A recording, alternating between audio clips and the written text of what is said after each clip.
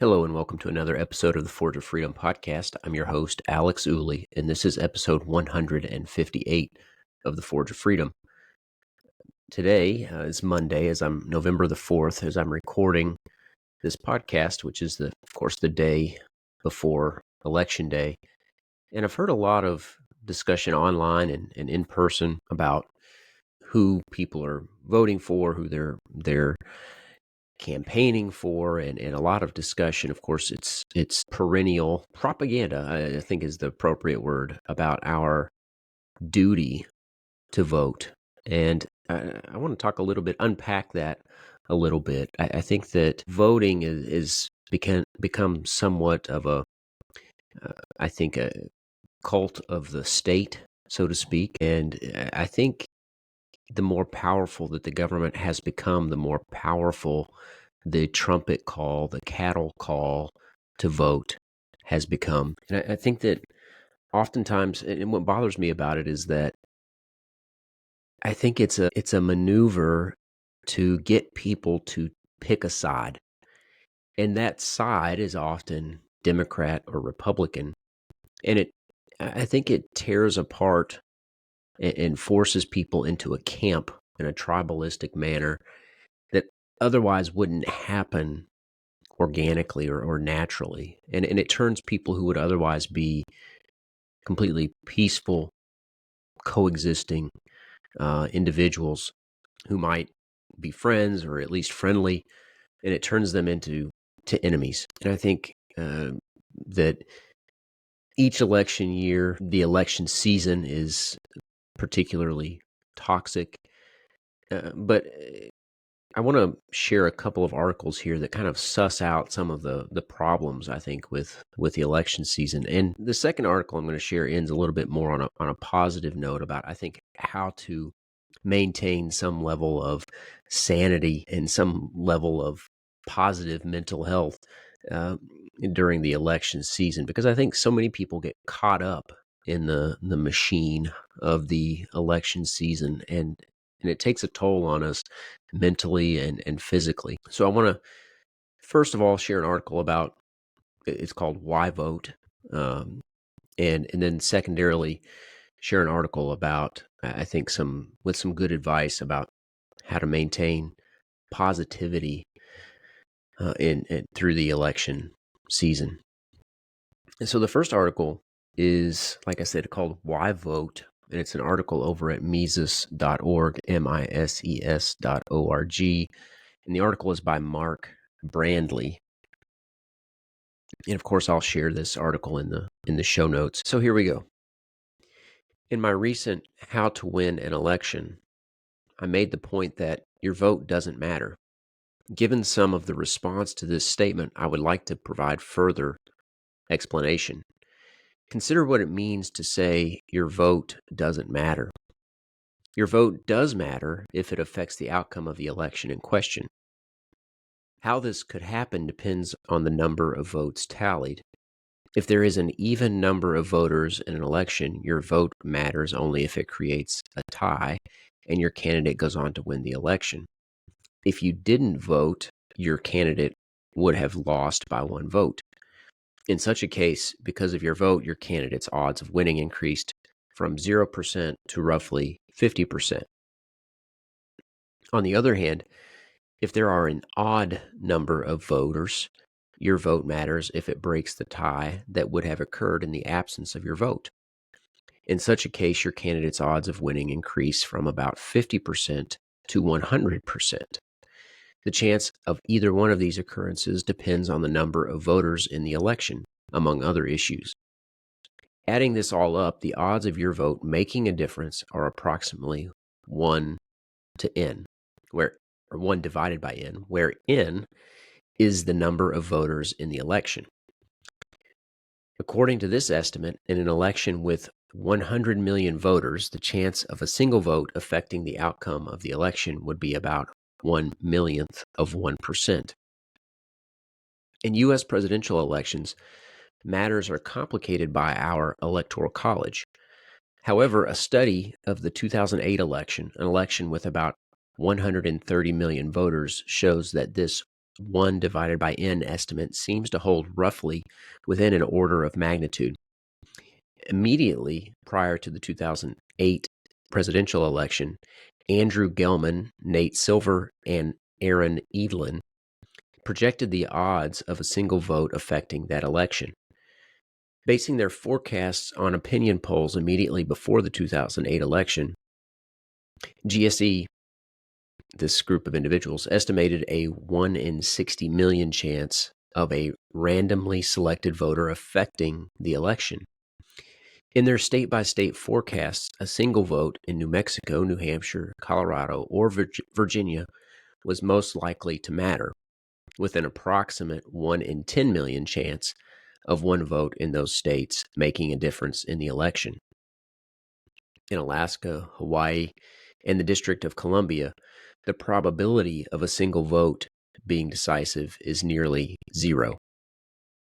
Analysts who consider this issue often compare the chances of a vote making a difference in a national election to the odds of dying while driving on Election Day.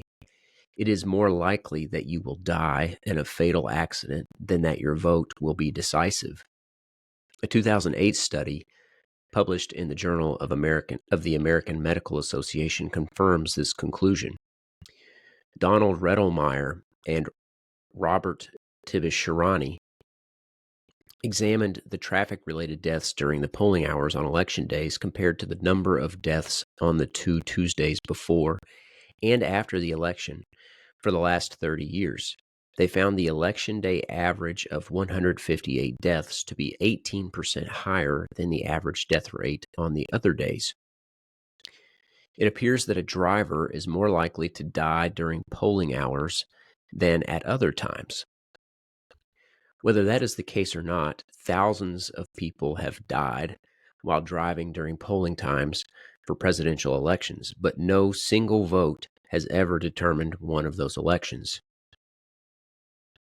A 2007 survey of Ferris State University students shows that 79% of the students felt that their vote makes a difference. It seems to me that the students are being influenced by the "you should vote" drumbeat on campus.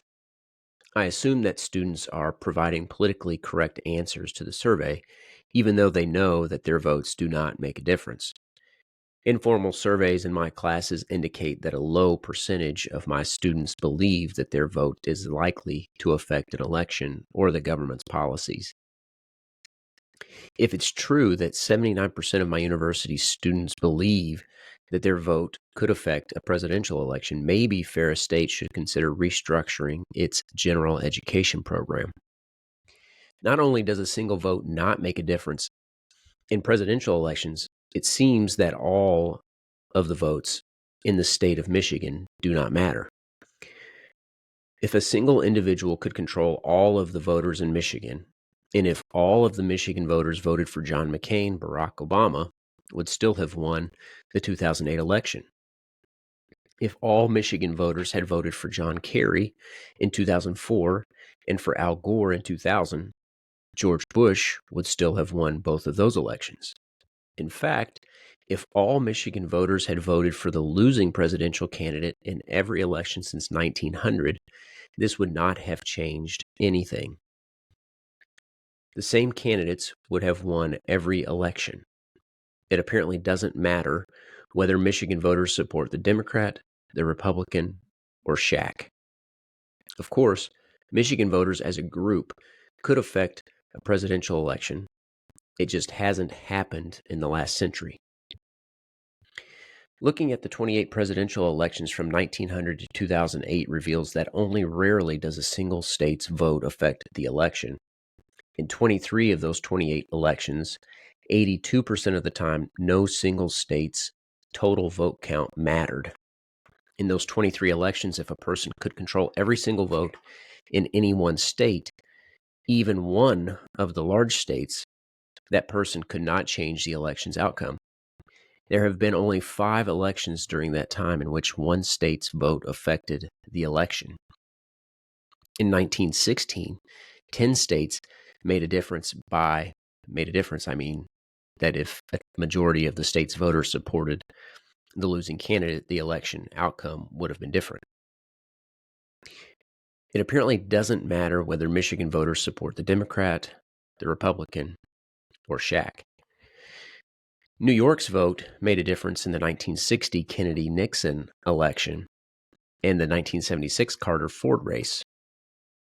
The 30 states that went for Bush in the famous 2000 Bush-Gore election all made a difference, and Ohio, Florida, and Texas all made a difference in the 2004 Bush-Kerry election.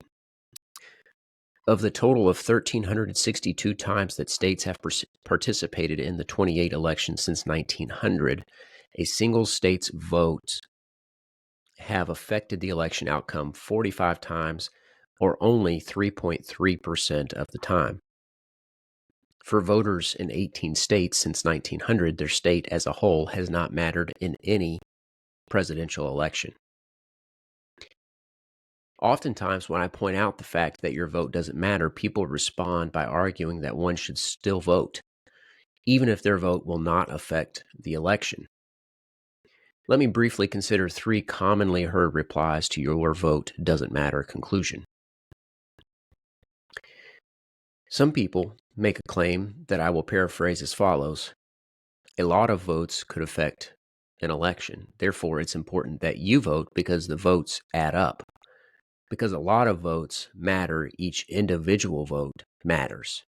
Now, it's true that a lot of votes could affect an election, but that's irrelevant to the point that a single vote does not matter.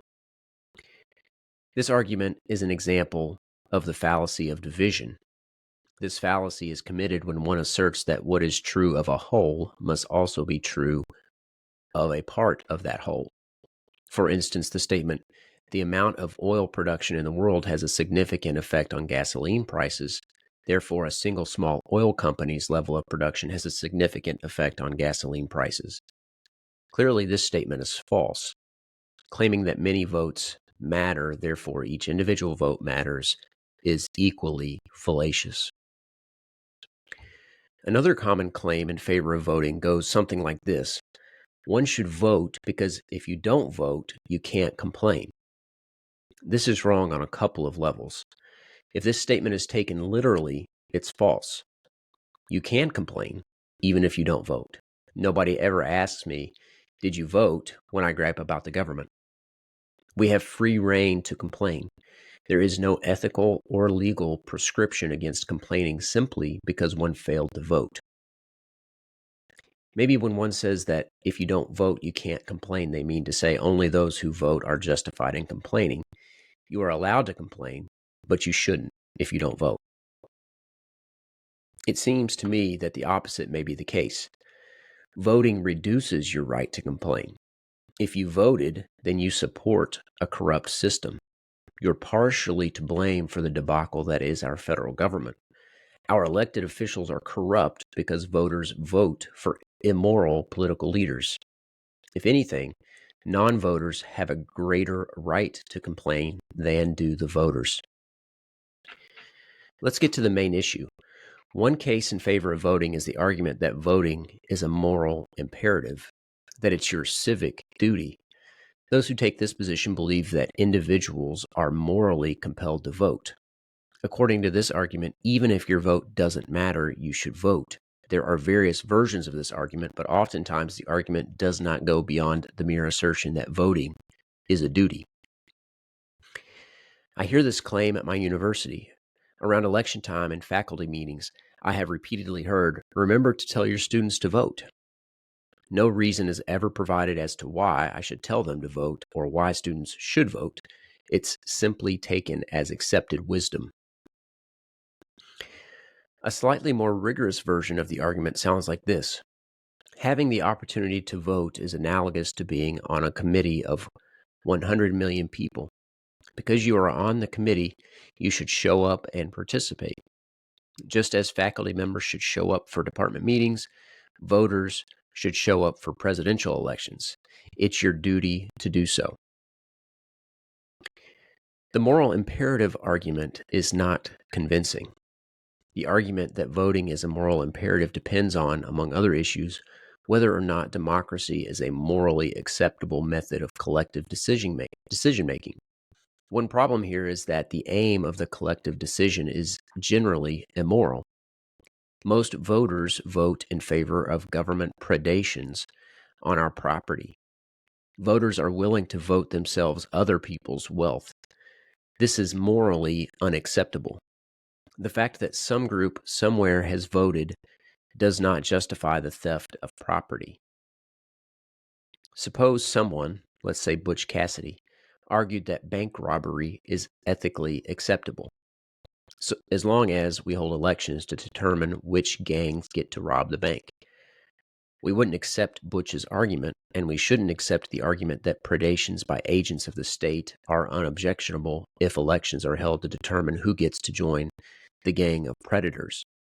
If anything, the moral argument against voting is stronger than the moral case for voting.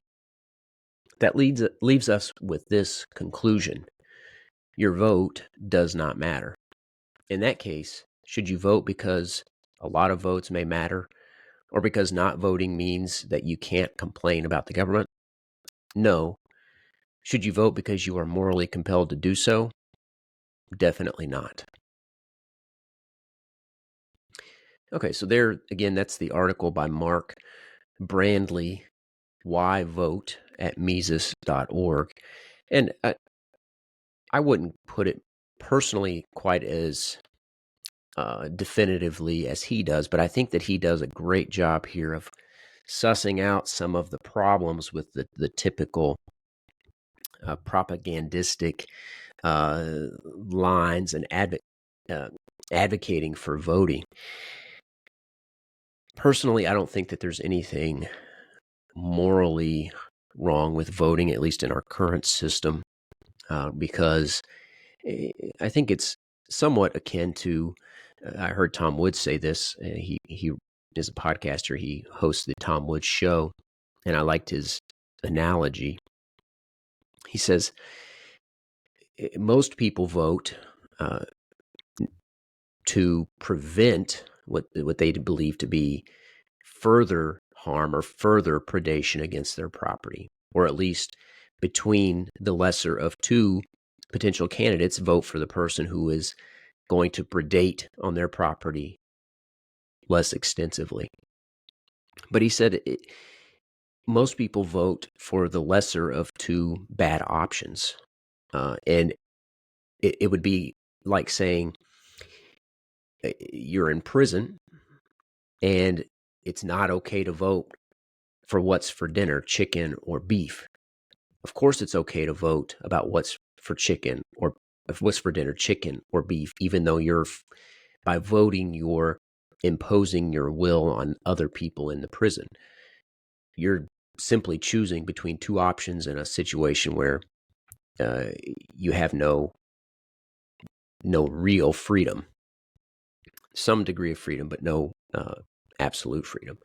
And that's the same case here. It draws out of course, we're not prisoners, but we are, to a large degree, captive within the United States. It would be easy to move out of your town, out of your county, maybe out of your state, but it's not practicable for most people to move out of the country. And so when we vote for president, when we vote in any large-scale election, we are often voting for what some people would call the lesser of two evils, or the least bad of two bad options.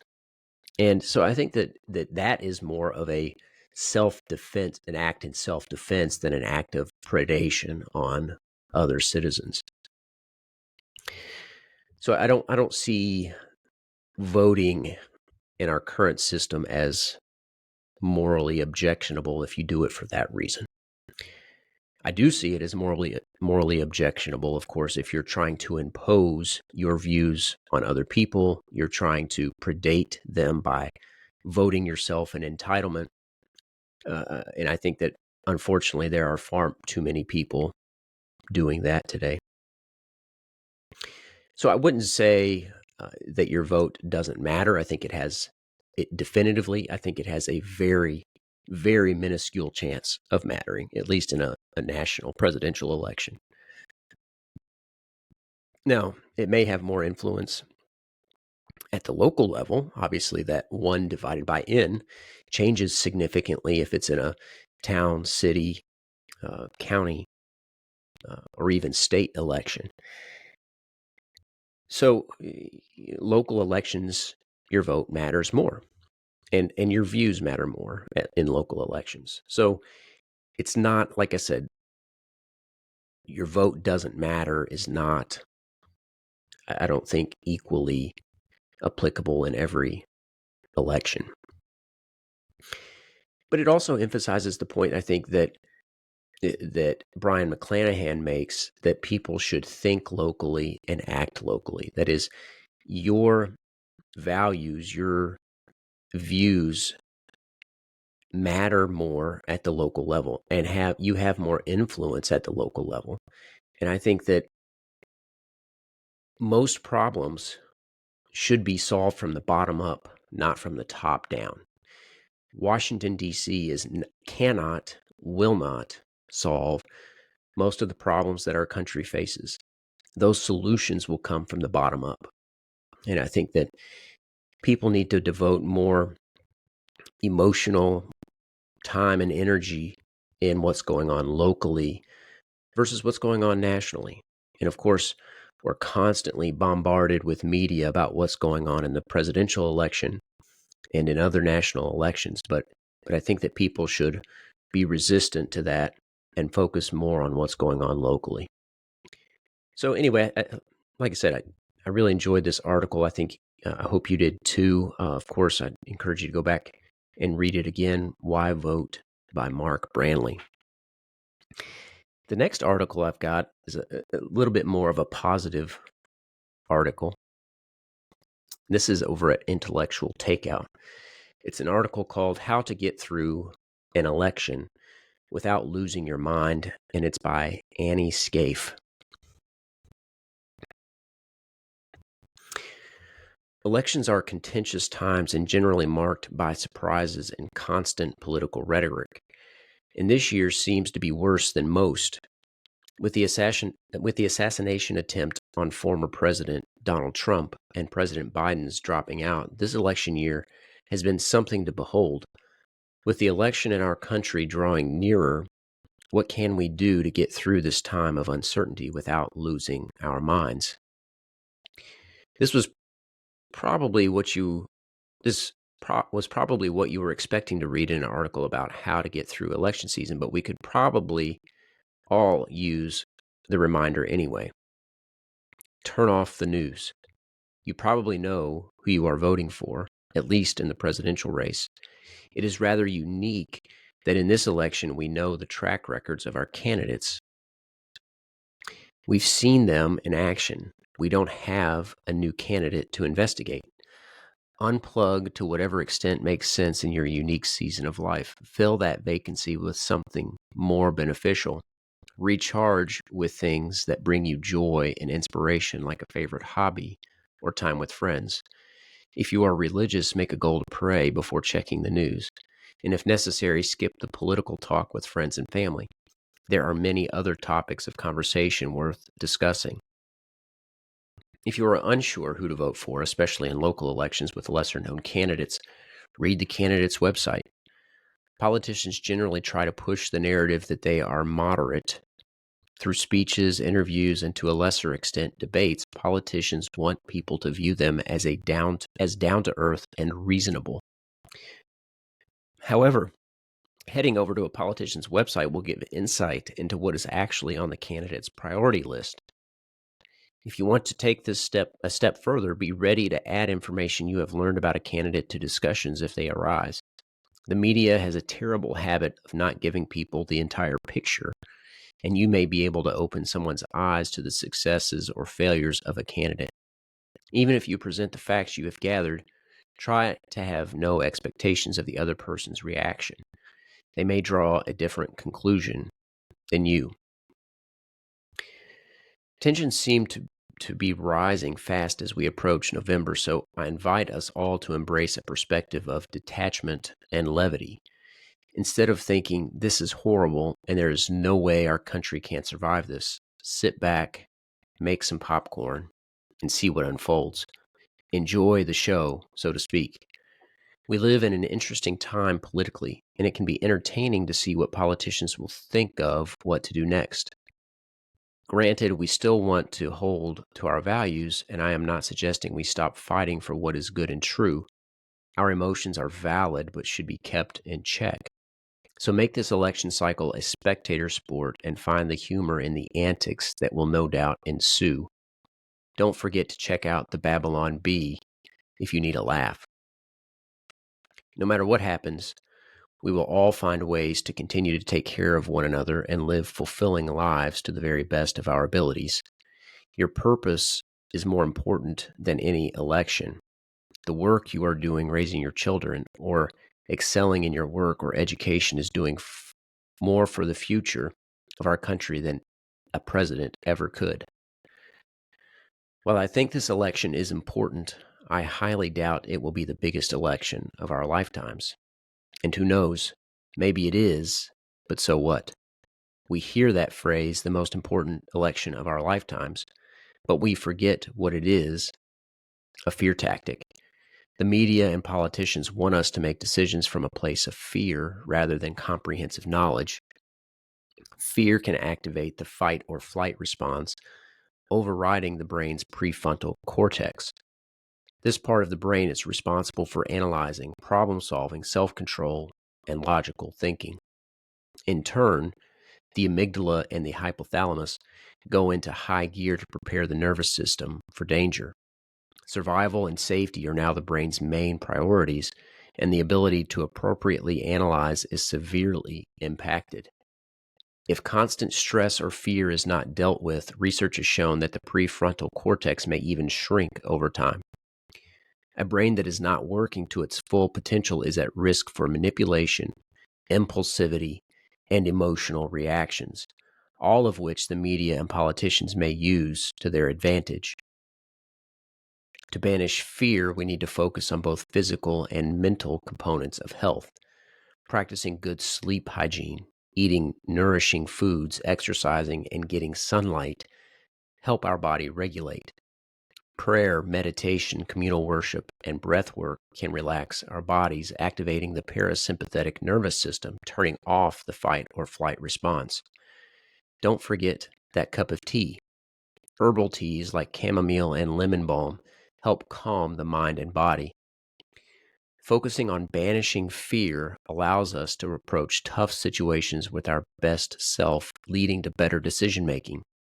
I can't think of a better way to approach this election season. Unless there is a landslide victory one way or the other in November, I fear it will be a month of riots and accusations of fraud.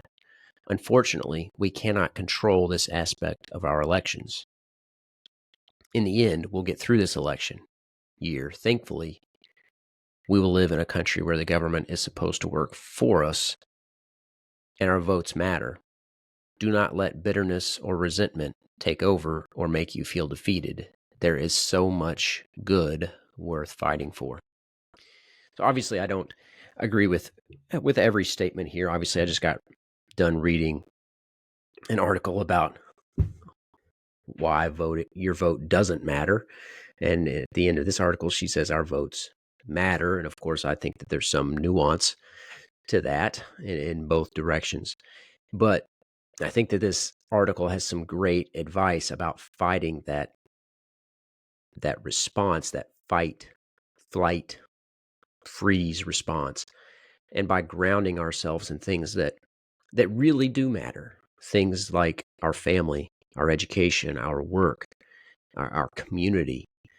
And I think that being grounded in those things helps us to ignore and sort of block out so much of the divisive rhetoric, the fear mongering that we hear in the news cycle.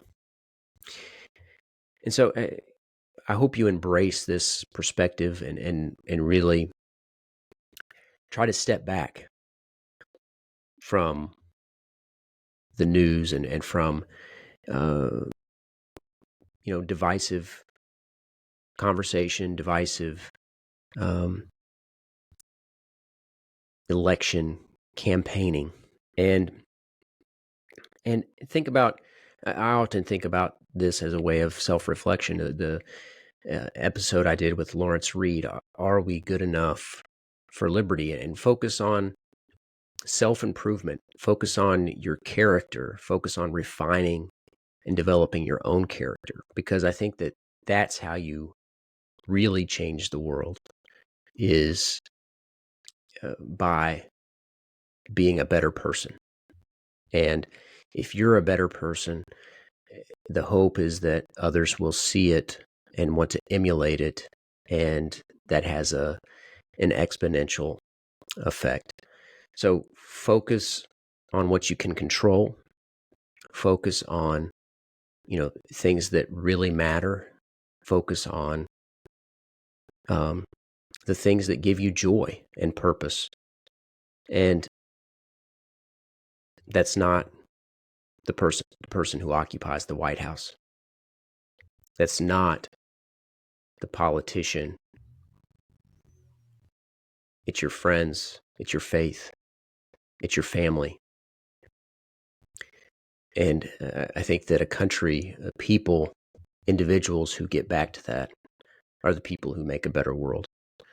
And so anyway, I hope that you can reflect on these things and get through this election week, through hopefully it's over relatively quickly, but if it's not, I hope you reflect back on this as the process plays out. So anyway, I hope you enjoyed these two articles. I hope you got something out of them, and I hope that it helps you endure what might otherwise be a stressful election week. All right, everybody, thanks for tuning in. If you liked this episode, don't forget to like and subscribe to help us spread the message of freedom. As always, you can find the podcast on YouTube, Rumble, Facebook, and all the most popular podcast streaming platforms. We're also on X at Forge of Freedom and at forgeoffreedom.com. Until next time, remember, you are the Forge of Freedom.